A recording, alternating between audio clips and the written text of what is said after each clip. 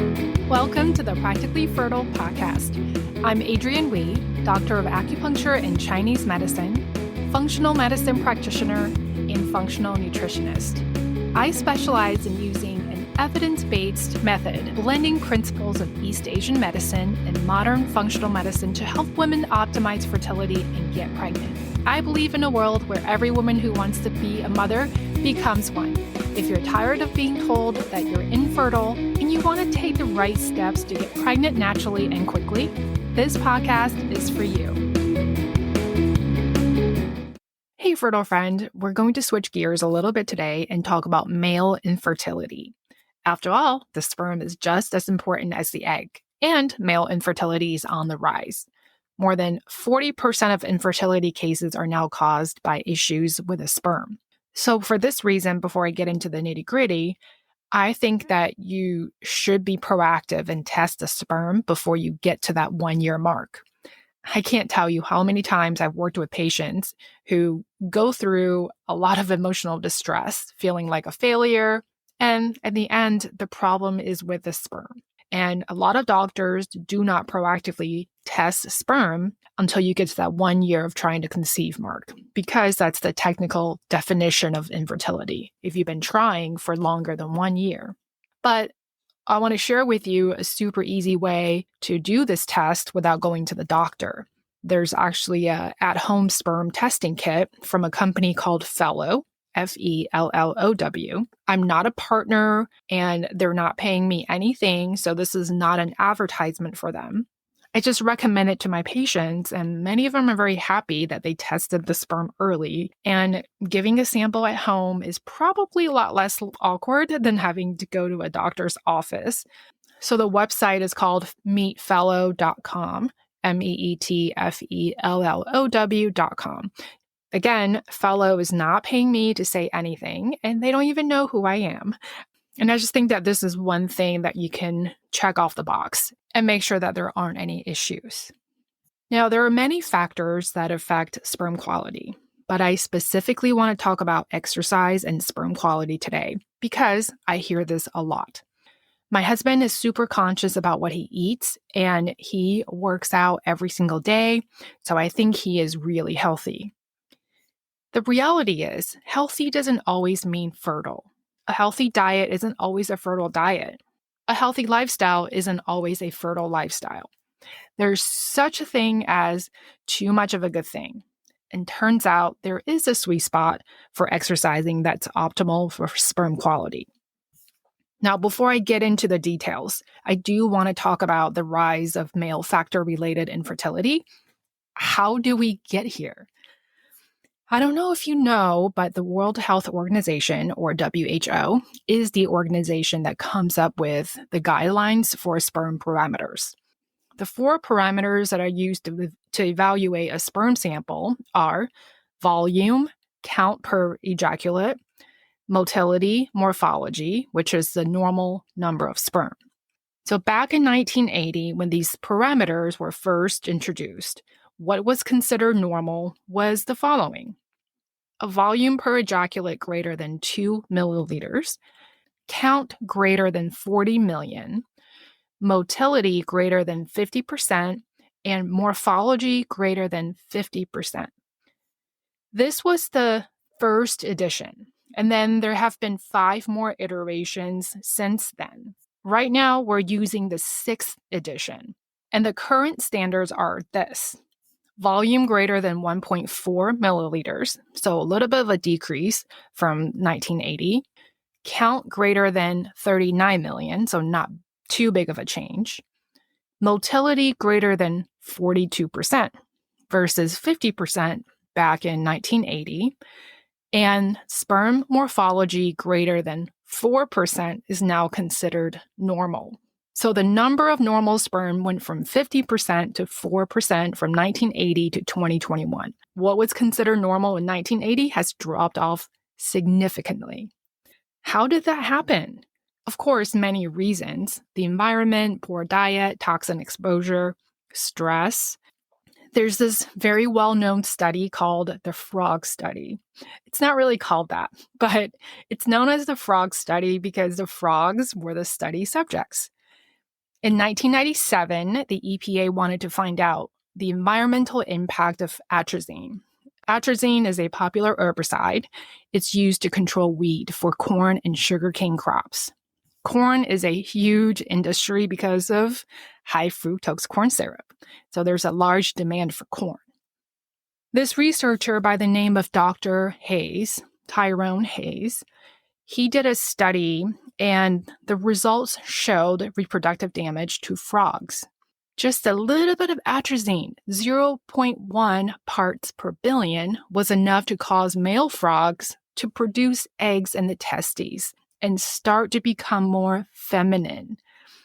And that's because atrazine disrupts an enzyme called aromatase. Aromatase is what converts testosterone to estrogen. And the research showed that if this disruption is severe enough, there were cases of feminization and sex reversal in frogs. Pretty scary. The concern is, if the atrazine in the water source is affecting wildlife, it could affect humans too. But this chemical, atrazine, is still used today. The EPA didn't ban the chemical because, you guessed it, the companies that make atrazine threw a huge fit, did their own study that's most likely biased, and said Dr. Hayes' research is not correct. Of course, they have an interest to keep making atrazine. They don't want to go out of business. And this is just one example of hormone-disrupting chemicals, how they can affect our health by getting into the water supply. Let me give you another example. My husband and I the other day picked up a jar of this fancy pickled vegetables for a charcuterie board. And I saw that it was imported from Greece. So I'm like, ooh, super fancy. I didn't read the ingredients because I thought, what could possibly be in there that's bad? It's just vinegar. It's just pickled vegetables. Of course, after I got home and I was preparing the charcuterie board, I read the ingredients. And at first, everything seems normal, just vegetables and vinegar. But at the very end, it says yellow number 5. Why on earth would a jar of vegetables need to have a yellow tint? Why is it even added? What value does it add? And I will bet money on it that this very same jar will not have yellow number 5 if it's sold in Greece, because yellow number 5 is not allowed in the EU. The point of my rant is this. We have to be more diligent in the US and other countries to make sure that we're reading labels and we're not consuming endocrine disrupting chemicals, because our regulations are more relaxed here. I have my opinions on why that is, and we'll save it for another day, but we're exposed to more chemicals today than ever. And one of the areas of health that's affected is, unfortunately, our fertility. Let's go back to the sperm quality decline over the last 40 years. I want to share the results from this particular study on physical activity and sperm quality, because up until now, I haven't seen a lot of data on it. A few studies do exist, but they have a lot of variables. They weren't well controlled, so it was hard to trust the data. And I feel like so many men also feel like they need to worry less about hormones because sperm production is continuous and lifelong, so they feel like they have less to worry about. But that's not the case. As we just talked about it a few minutes ago, sperm quality is an all-time low. So this study was done with 143 young and healthy men aged 18 to 25. So these are not men who are trying to conceive, who might be slightly older. And in this study, they used the term physical activity instead of exercise, because exercise is a very specific way of moving the body, and you're trying to make a change. You're hoping for a change in metabolism, body composition, or you want to improve athletic performance.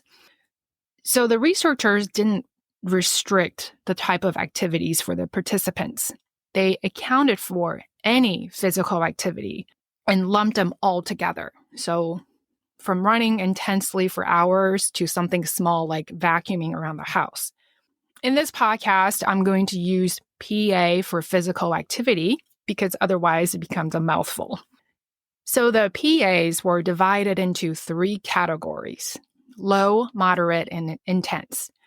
And each PA was matched to what's known as the MET, M-E-T, the metabolic equivalent of tasks. And the MET measures how much energy a person uses during a particular activity. This is something I teach inside my course because when I talk to patients about exercising, everyone's definition of low versus intense activity is so different. It is way easier to use the MET as a way to measure intensity. Basically, if an activity has a MET score of over 6, that's considered intense. There is a difference between jogging at a pace of 2 miles per hour versus 8 miles per hour. A MET value of 1 to 2 will be considered low intensity, like vacuuming, because it doesn't use a lot of energy. Also, in this study, they took into consideration the frequency and duration of each type of activity. The participants can do whatever activity they wanted throughout the week. The MET value and how many minutes and how many times a week were all part of the equation. These are the results from the study. And the researchers measured the quality of the sperm based on the WHO guidelines. The volume of the sample was about the same across the board between the 3 groups. The group that was sedentary had the highest sperm count, coming in at 80 million. But they also had the lowest motility at 37%. The intense activity group had the next highest sperm count at 66 million, and the moderate group had 53 million. The motility in the moderate and intense groups were not all that different, 47% and 45% respectively. What was most shocking was the morphology. Since we typically associate exercise with being healthy and assume that the more exercise, the healthier the person, but what this study revealed was the intense activity group did not have the highest morphology. It was the moderate activity group. This group, the moderate group, averaged about 5 hours a week, with activities like walking at a pace of 3 to 4 miles per hour, playing double tennis matches, yoga, dancing, recreational swimming, biking at 10 miles per hour or less, and yard work. The morphology was 7% for this group, 6% for the intense PA group, and 5% for the low PA group. And I know that this is only a 1 or 2% difference, but when you're talking about millions of sperm, that's a lot of sperm. The theory about why high-intensity PA might be damaging for sperm is because intense activities do cause a lot of oxidative stress and inflammation. Also, depending on the athletic wear, some can be very restrictive and put a lot of pressure on the testes. The results from this study tell us that physical activity, the type, the duration, and the frequency all matter. You can participate in a very intense activity like lifting heavy weights for an hour, but if you're doing that once a week, it's going to be better than training for a marathon that requires intense running 10 hours a week. Now, does this mean if your husband is currently working out every single day and lifting weights for an hour each day, that he should all of a sudden stop?